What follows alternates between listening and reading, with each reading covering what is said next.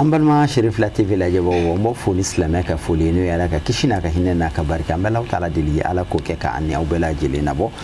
aw bismillah ko jem kan mandi hukmu kon na no dine baro mi jem kan hina be wuli ka se ankar mo mahani ka ankar mo bismillah wala saka baro ke ni uye dine kuna fununa bi anni sodiali be ka ankar mo bismillah kenen kon na no ayre tokma a Sheikh Ousmane Traoré Ousmane Traoré ay aka kalon damne en fait Bamako yan a yɛrɛ ka cɛkɔrɔba kɔnɔ a bɔra dɔnni du de kɔnɔ a ye kalan daminɛ cɛkɔrɔba yɛrɛ bolo du kɔnɔ n'o ye Cheikh Mohamed Traoré an bɛ Alahu taala deli Ala ka sija ni kɛnɛya kalifa an ni Ala a bɛ balolen a bɛ ka walandaw di silamɛw ma hali bi o kɔfɛ a ye madrasa kɛ i n'a fɔ silamɛdenw caman bɛ a daminɛ cogo min na a y'a ka kalanw daminɛ madrasatu Hizbullahi la n'o ye an karamɔgɔ Ala ma hinɛna Cheikh Ousmane Kalafo Haidara o ka madrasa so ye o kɔfɛ madrasa in yɛlɛmana ka kɛ ekɔliso ye a y'a ka ekɔliw continuer école sira fɛ ka lycée kɛ fo ka taa université kɛ k'a ka licence sɔrɔ kɔfɛ a ye kitabu kalanw caman kɛ a ka cɛkɔrɔbaw bolo an ka diinɛ kitabu a y'olu kalan cɛkɔrɔbaw bolo n'a fɔ cɛkɔrɔba yɛrɛ Alhaji Ousmane Kalafo ka kalanden kɔrɔbaw dɔw ye a ye kitabu caman kalan a ka cɛkɔrɔbaw bolo bi a sigili yɔrɔ bɛnnen don Bamakɔ sɛbɛnnikɔrɔ ma a bɛ diinɛ lasew la a bɛ lakalaniw na n'o ye silamɛya lakalaniw ye ani diinɛ lasew ani ale de bɛna jɛ ka baro kɛ bi nka yanni an ka don baro kɔnɔna la an bɛ an tɔgɔma n'an karamɔgɔ bisimila Imam Ousmane assalamu alaikum. Wa alaikum salam wa rahmatullahi wa barakatuh. Kɔri basi foyi tɛ yen. Alhamdulillah Sheikhan basi foyi tɛ yen nɔ. I bɛ dakunya fila foli di an filɛbagaw ma yanni an ka don baro kɔnɔ. Alhamdulillahi rabbil alamin wa salatu wa salamu ala rasulillah wa ba'du fa salamu alaikum wa rahmatullahi wa barakatuh. Sheikh Ousmane vraiment nisɔndiyara n'i ka bi weleli ye an b'i yɛrɛ fo k'i barikada ka Sherif la lajɛbagaw bɛɛ lajɛlen fo Mali kɔnɔ ani Mali kɔ kan k'a fɔ bɛɛ k'aw salamu alaikum. Wa alaikum salam wa rahmatullahi wa barakatuh. Ntɔma an fɛ kuma walanda dɔ kan bi walanda ni silamɛya mago bɛ a la san waati bɛɛ lajɛlen na n'o ye tuubi an b'a dɔn anw jɔnw an bɛɛ lajɛlen ye filibanciw ye an bɛ fili ka don Ala gasi la waati bɛɛ lajɛlen na nka Ala yɛrɛ hadisa yɛrɛ b'a fɔ an ye ko aw bɛɛ filibanciw ye nka filibanciw la sɔn hɛrɛma o ye maa minnu bɛ tuubi ka bɔ u ka fili kɔnɔna la an b'a mɛn tuubi ni ma fili tuubi ye arabukan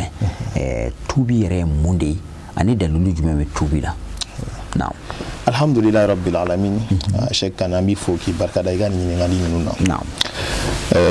Tuubi yɛrɛ kuma den na a kɔrɔ ye de ko arruju ka segin kɔ. Sariya la arruju min af'ali mazmuma ila af'ali mahmuda ka bɔ ko jugu la ka segin ka na ko ɲuman kɛ ni de ye tuubi ye. dɔnnibaw b'a fɔ ko awi rujuu ila Allahi bita'a ba'da taba'udi anhu bil ma'siya ko walima ka segin Ala ma ni Ala bato ye kuma min na i yɔrɔ janyara ka bɔ Ala la ni Ala kota ye ni ne tuubi définition ye ayiwa dakuru ɲɛ kelen na ka segin kɔ ka bɔ i ka jugumanw na c'est ça ka i yɛrɛ sɔrɔ ɲuman kɔnɔna la o de tuubi ye ni tuubi ye dalilu jumɛn bɛ tuubi la kuranɛ ni hadisa la bon tuubi yɛrɛ fɔlɔ yani an ka se dalilu ma place min b'a la diinɛ kɔnɔ o de ye fardul ayni de don fardu ayni do ala kulli man takaba zamban maa maa mana jurumu baara tuubi kɛrima wajibi ye denmisɛnninya t'o la maakɔrɔbaya t'o la n'a fɔla fardu ayni o de ye fɛn farida min kɛrɛnkɛrɛnnen don a mɔgɔ dɔ ta wuli ka bɔ mɔgɔ dɔ kan ni e ye jurumu kɛ ne bɛ se ka Ala wele e ye Ala ka yafa i ma nka fo k'a sɔrɔ e yɛrɛ de tuubira fɔlɔ ka segin kɔ ka nimisa ka tuubi saritiw dafa o la mɔgɔ wɛrɛ ka dugawu bɛ jaabi i ma pour que Ala bɛ yafa i ma voilà donc dalilu min b'o la Ala subhanahu wa ta'ala y'a fɔ kuranɛ kɔnɔna la a ko wa tuubu ila Allahi jami'an ayyuhal mu'minun la'allakum tuflihun a ko aw bɛɛ lajɛlen de ko k'aw ka tuubi ka segin Ala ma aw mu'minun ko la'allakum tuflihun a dɔ la aw na nin yɔrɔ sɔrɔ wa qala aidan ya ayyuhal ladzina amanu tubu ila Allahi tawbatan nasuhan asa rabbukum an yukaffira ankum sayyi'atikum wa yudkhilukum jannatin tajri min tahtiha al-anhar ni Allah subhanahu wa ta'ala kuma kai ala ko ya aw jɔn minnu limaniyara k'aw ka tuubi ka segin Ala ma tuubi jɛlen na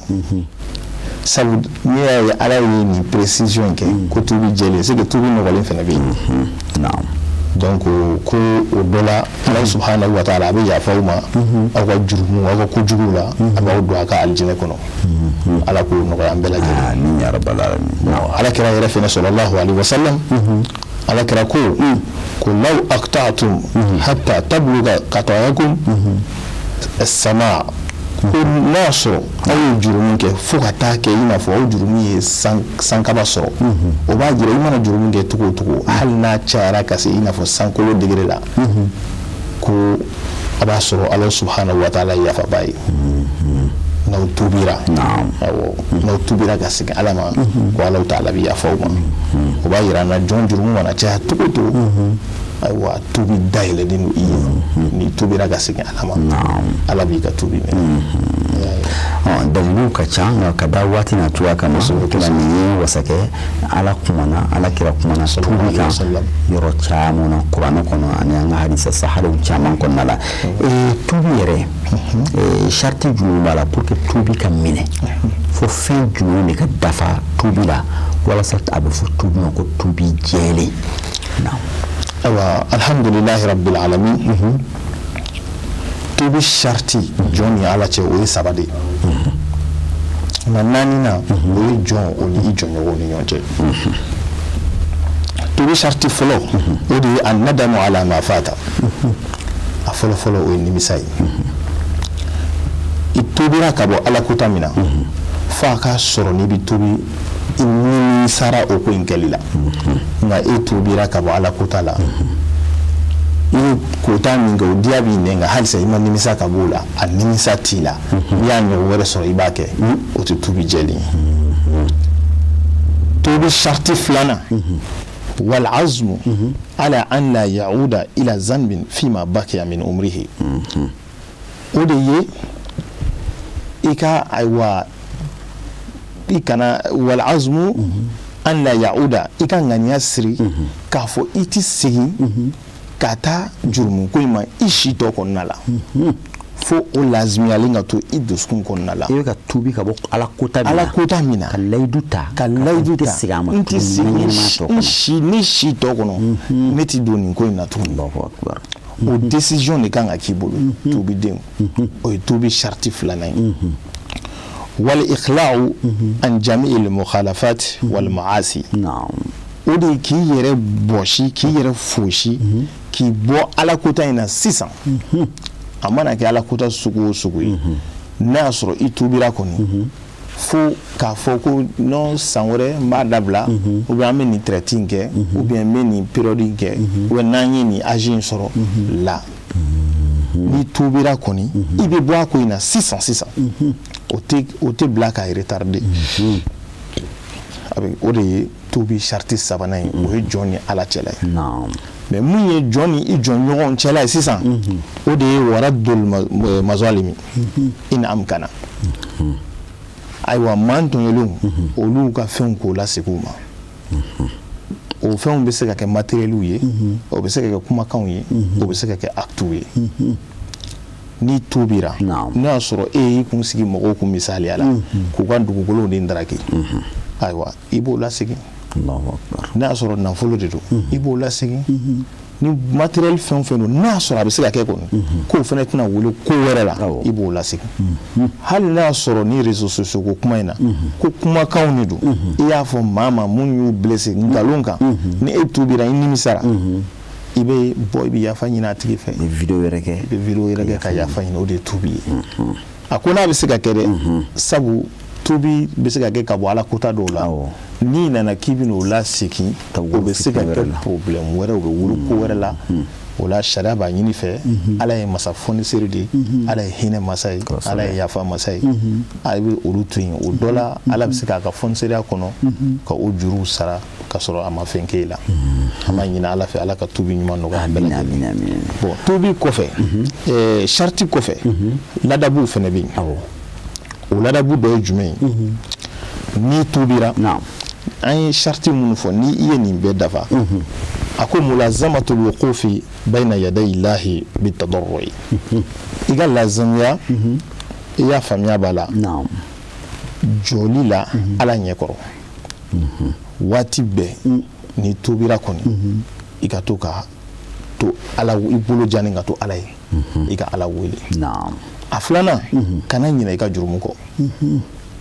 ni tobira ni ala ka da kungo ala bɛna e laminɛ kuma min na e tɛmɛna ka taa ni yɛrɛ o man ɲi kuma bɛɛ jurumu in b'i ɲɛ kɔrɔ i bɛ kasi ala ne jo t'a la yafa ma kuma bɛɛ kana assurance di yɛrɛ ma ka garantie di yɛrɛ ma ne kɔni tubira ala ye ne ka jurumu yafa ayiwa e bɛ taa ni sen fila ye a ko dɔ la i bɛ se ka fili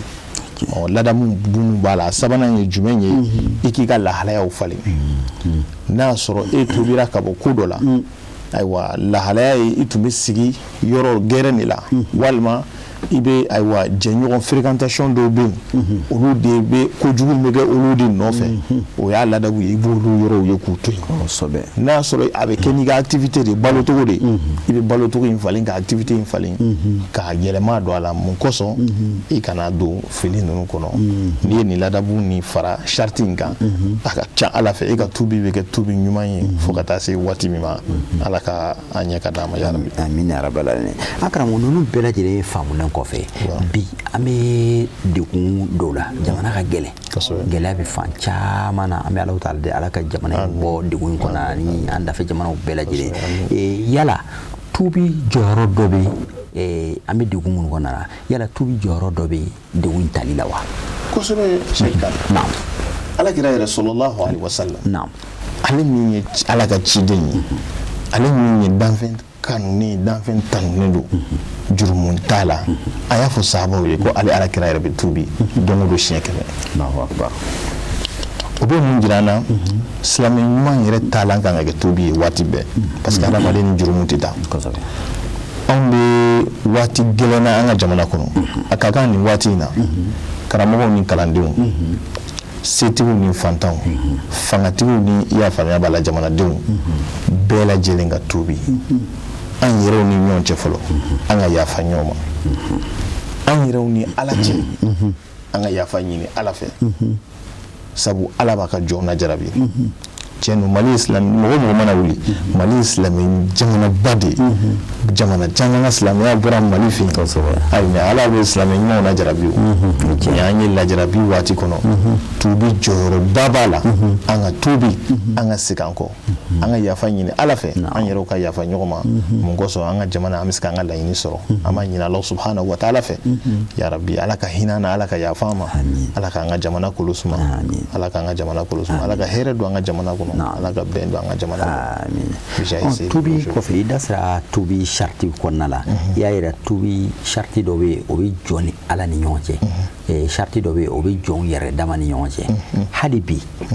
walasa an bɛ degun min kɔnɔ an bɛ se ka bɔ a kan ladilikan jumɛn b'i bolo k'a ɲɛsin an yɛrɛ damaw ma an ka yafa ɲɔgɔn ma an ka hinɛ ɲɔgɔn na an ka kow nɔgɔya ɲɔgɔn bolo walasa degun in bɛ se ka fɛgɛya an ka cogo min na Seikan n bɛ fɔ k'i barika da i ka nin kuma in na gɛlɛya min bɛ anw kan gɛlɛya in ye nin problème de adamadenw yɛrɛ dama ni ɲɔgɔn cɛ gɛlɛyara k'a sɔrɔ alakira y'a fɔ sallallahu alaihi wasallam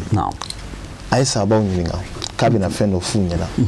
fɛn min baraji ka bon ni seli ye a ka bon ni sun ye a ka bon ni ayiwa hiji a ka bon ni nafila jaga ye